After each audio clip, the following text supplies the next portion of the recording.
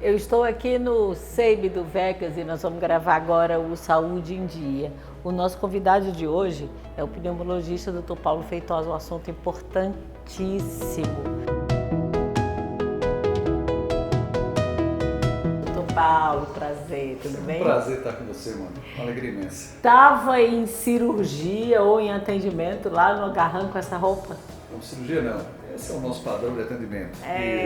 Então, estava trabalhando. Trabalhando. Obrigada por essa brechinha tão importante. É tanta informação, não é importante? Sim. Sobre pulmão. Eu que agradeço a oportunidade. É sempre bom a gente informar. Vai ter notícia assustadora ou pelo menos reflexiva hoje? Eu acho muito reflexiva. Ai! Nós vivemos uma época de reflexões. Então bora lá, vamos lá, gente.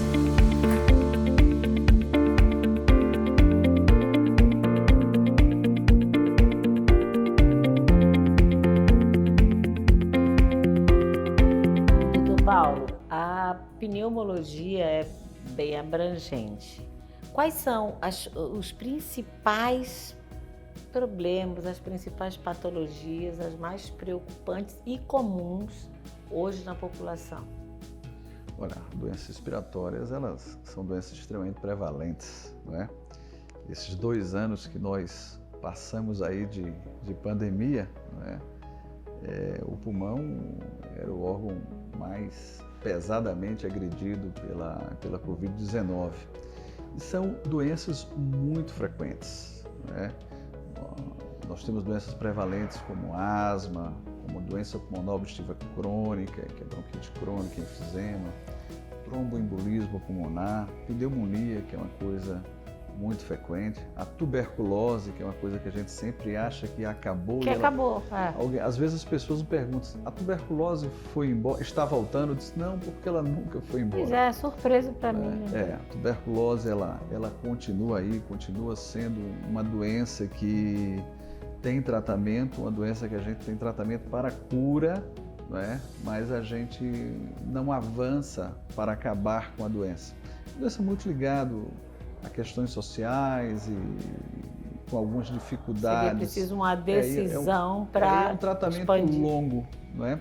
Então, se o paciente não tiver um bom esclarecimento, com 2 meses ele vai se sentir bem, né, e tende a abandonar o tratamento. Esse é um dos problemas graves aí que a gente tem.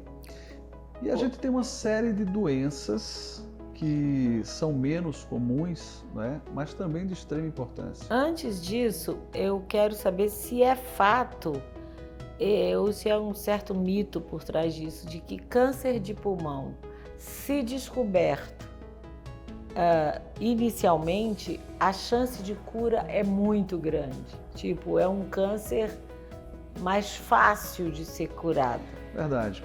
Na realidade, isso é uma regra mais ou menos para todos os cânceres, né? A descoberta inicial do câncer ajuda no tratamento. O do pulmão não é diferente. Só que no pulmão a gente tem um probleminha. O pulmão, ele não tem inervação sensitiva. Então a pessoa pode ter uma lesão pulmonar e ela sai crescendo sem provocar dor, sem o paciente ter grandes sintomas. Só percebe tarde. Isso é um problema. Às vezes esse paciente pode aumentar um pouquinho a tosse, mas se ele for fumante, isso é uma coisa muito comum que acontece com ele e ele não, né? Outra coisa é que o próprio fumante ele tem muito medo de ter câncer, né? Ele deixa às vezes de procurar médico porque ele tem medo de ter eu tô bem. Então não é incomum, infelizmente, a gente fazer diagnóstico do câncer em estados mais avançados e, logicamente, que os prognósticos mudam, né? E se a gente fizer o diagnóstico em estágios iniciais, a cura pode ser absoluta. Doutor Paulo, eu li ou conversei e quero saber sobre isso, sobre as doenças mais raras ou, né, menos comuns. É fato que tem uma doença que só acontece com mulheres, uma doença pulmonar que ela só acomete mulheres? Na realidade tem a descrição de um caso em homem, né, e é uma coisa sob suspeita, mas a gente quase pode afirmar isso 100% que é uma doença que acomete mulheres. É possível, por que Verdade. isso? Olha como é que essa doença tem uma fisiopatogenia até difícil de ser explicada.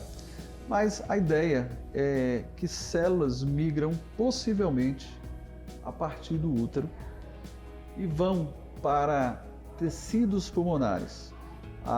Elas parecem muito com a célula do músculo liso do brônquio, né? E células também que ficam alojadas no sistema linfático do pulmão. Essas células também podem acometer o rim, não é infrequente, né? Na mulher também. Na mulher e em outros locais. Essa Mas célula... o homem tem rim. Não, porque se sai ela do tiver útero. uma migração uterina, ela... Entendi, claro. Não é? Quando a mulher começa a menstruar e ela começa a produzir estrógeno, que é o grande hormônio estimulador dessas células, essas células elas se hipertrofiam e tem hiperplasia também. Esse desenvolvimento dessas células, nesses locais que elas estão, provocam problemas. No pulmão, esse pulmão ele fica cheio de lesões císticas. Né? Imagina o pulmão cheio de buraco, Nem cheio imagino. de lesões císticas. E seria algo parecido com um câncer tradicional de pulmão? Ou mais grave ou totalmente diferente? A gente chama de neoplasia de baixo grau. A gente chama de neoplasia de baixo grau. E num passado muito remoto, a gente achava que essa migração celular podia ter sido no período embrionário. Hoje está absolutamente descartado, porque a gente tem mulheres que fizeram transplante e isso aconteceu no pulmão transplantado. Então essa migração, tá certo? Ela acontece mais ou menos em períodos indefinidos ou em qualquer período. E a gravidade da doença depende desse grau de migração, né? Quanto mais células de lã, a gente chama de célula de lã, você tiver no pulmão, mais doença você pode ter. E a gente tem tratamento, né? Aqui em Brasília a gente tem um ambulatório específico no Hospital Regional da Asa Norte. Nós temos uma quantidade significativa de mulheres que fazem acompanhamento, apesar da doença ser rara. E a pandemia, ela trouxe uma coisa diferente, porque se usou muito a tomografia na pandemia e essa doença precisa muito da tomografia para seu diagnóstico.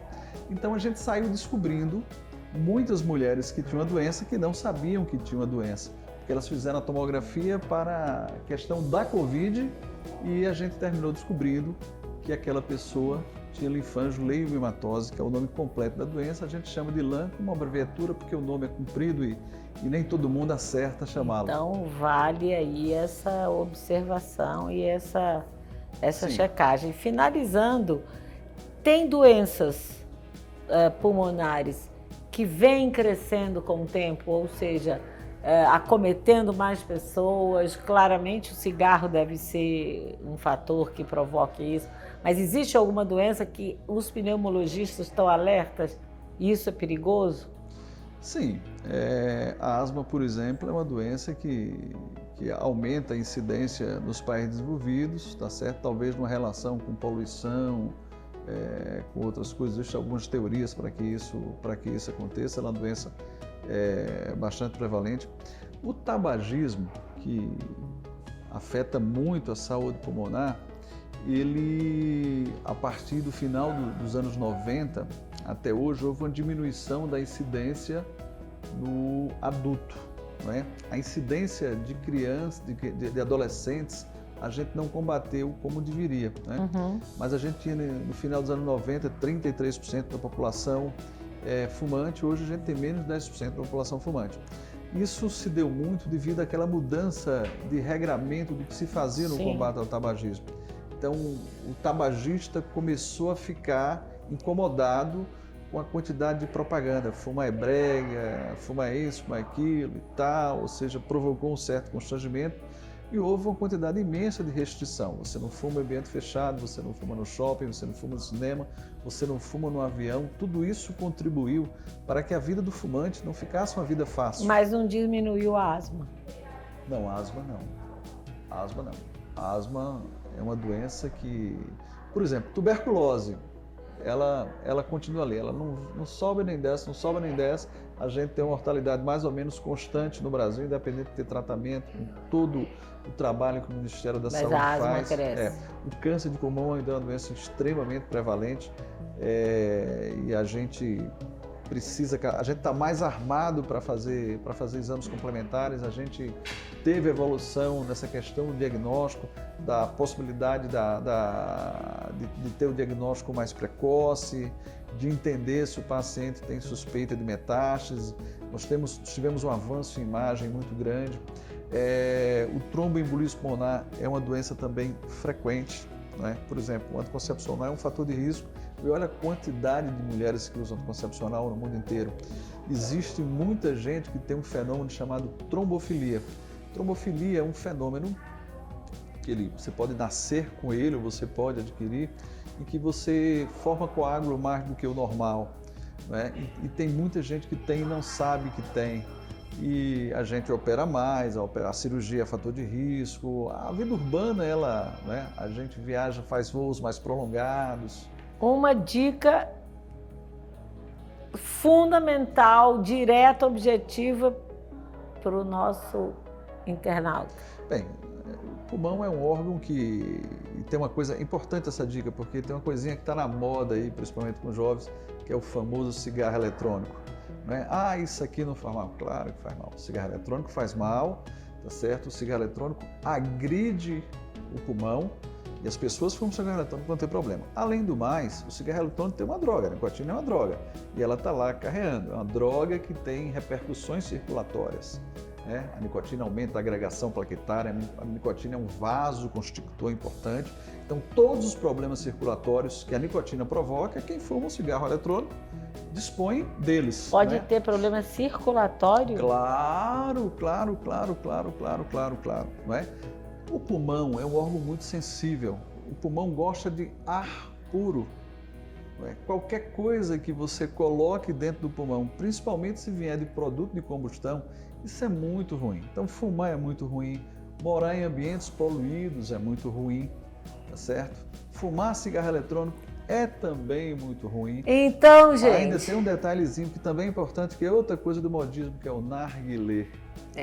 Não é? É outra coisa que atrapalha a saúde pulmonar e é um risco, porque essas sessões de narguilé são sessões demoradas e ela forma um monóxido de carbono numa quantidade muito significativa. Então, está cheio de gente aí viciada em narguilé. Quando você for acender o seu narguilé ou o seu cigarro eletrônico, pensa nisso tudo que ele falou. Hein? Verdade. Obrigada. E a gente não precisa fazer nada disso. Eu né? também acho que não. E eu Respirar quero esse ar puro todo que a mundo natureza que eu nos deu. conheço livre disso. Obrigada, viu, doutor Paulo? Eu é que agradeço.